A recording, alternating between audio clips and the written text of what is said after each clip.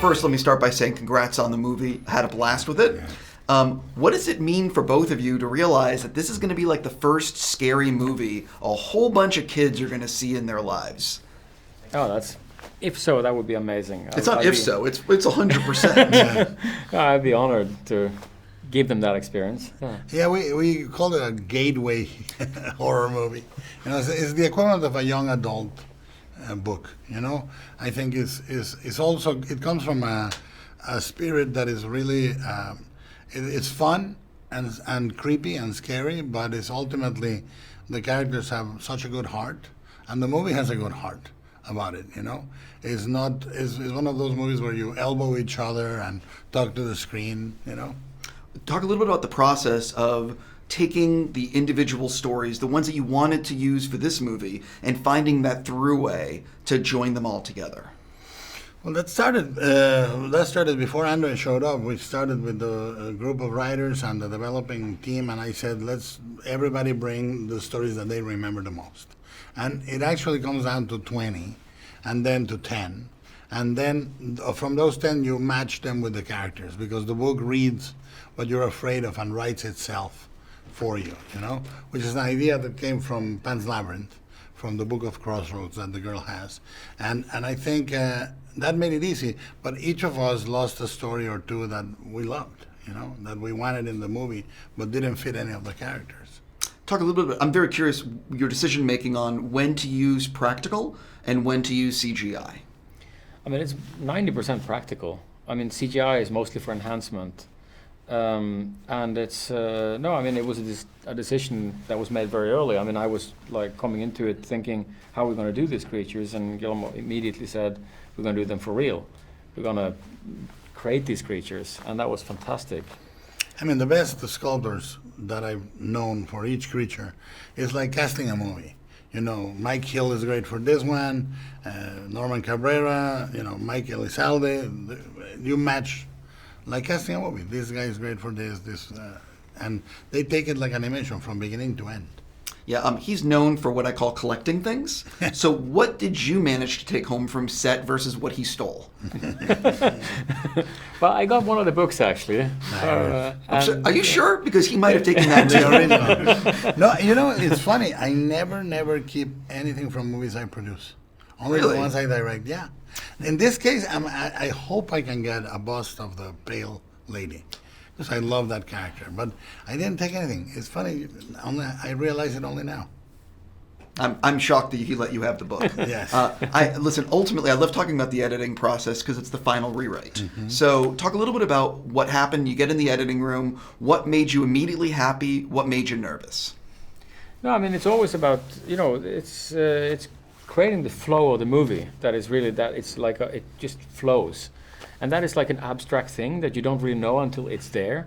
And you have to fight for it and fight for it. The set pieces work, the scenes, the acting, performances all work. But then it's about the flow. And then Guillermo came in that process and really just like, okay, so look here now, we're going to do this. And it just suddenly just snapped into place.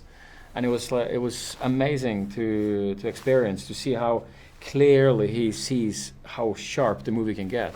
We have a saying that you can always get out 8 minutes of any cut, any first cut, for sure. And that's between friends, you know, like Alfonso, Alejandro, we do it easily. But what is beautiful about the way André shoots is the way he moves the camera. So you have to be very careful suggesting a cut. But when you see a cut, you say, look, try it. And if it doesn't work, we press undo, and it goes away. That's the beauty of digital editing. Sure. I'm curious. So you must have done a test screening or two on this movie. What did you learn test screening the movies that impacted the finished film? I mean, we did some tweaks to the ending. Yeah, we also went back for a couple of days of reshoot. I mean, that's the greatest thing. I've never done it on movies I direct, but I've done it on movies I produce, where you go, let's go back and reshoot a day or two. We did it on Mama. We did it on this one, and it helps because you finance exactly. I mean, it's amazing how much a close-up of a hand or a little scene and over change completely the entire movie. Any little mosaic that you need. Completely. I don't want to do spoilers, but I am curious. You end the film on like a bittersweet note. Yeah. I don't want to I mean, I'd love to get specific, but was it always going to be that? Did you make any changes, or what was your motivation for ending that way?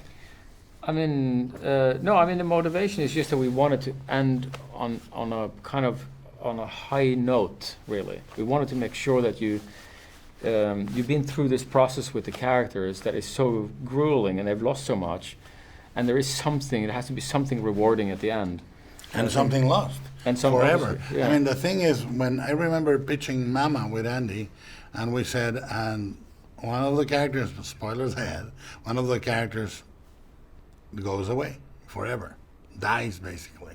And in this movie it was the same. We say, so and so, those losses are permanent. The two things I was clear about was period movie, and these kids that go away, they don't come back from a luminous fog. Oh, we always knew. No, they're gone, and that's important. Completely. I'm about to run out of time, so I just have to ask you an individual. What was it about Nightmare Alley that said, I want to do this next? And what can you tease fans of yours about the project?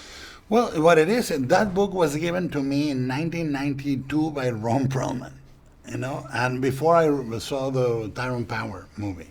And I loved the book. And my adaptation that I've done with Kim Morgan is not necessarily the entire book is impossible. It's a saga. But there are elements that are darker in the book. And it's the first chance I have. In my short films, I wanted to do noir. And I wanted to do, it was horror and noir. And now is the first chance I have to do a really underbelly of society type of movie. And I think it's, no supernatural elements, just a straight, really dark story. Will it be rated R? Yes, big R, like double R. But I have to ask that because you never know. Oh yeah. I gotta go. I have a million other questions, but I mean it seriously. Congrats, and especially all these kids are going to see this thing and be totally terrified.